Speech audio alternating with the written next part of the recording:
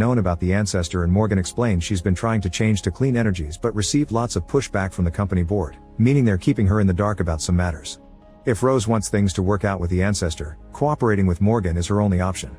Rose agrees in exchange for Fulmer and Kat being released from the medical bay. Most of the employees in isolation sign the contract and get to leave, however a small group stays because they don't want the company controlling what they can talk about. Magnus comes to inform them Rose is in charge of the rig now and recruits them for the rescue mission.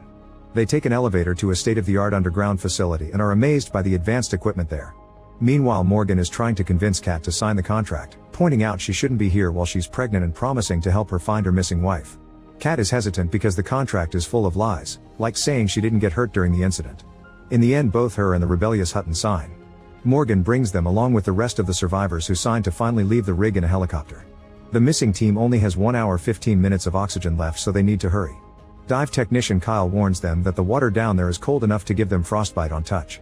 Heather explores the facility and finds a mysterious lab where she meets Oskil, the lead scientist. He has orders to study the seabed minerals, but he's more interested in the ancestor, as proven by his sample jars. Rose chooses Easter and Kyle to go on the mission. The men get in the rover and with only 50 minutes left they leave the facility to start the search. It's pretty dark out there and their lights don't reach very far, so they aren't moving fast. When there are only 15 minutes left they finally find the wreckage of the missing team's rover, which means they're all dead. Kyle and Easter want to investigate, but Magnus thinks it's a bad idea since they could be attacked. Coke disagrees and wants to retrieve the bodies, which triggers an argument. Ignoring that fight, Kyle decides to suit up and go on his own. He can't tell what could have caused this kind of damage, but he does find the bodies in the mission log.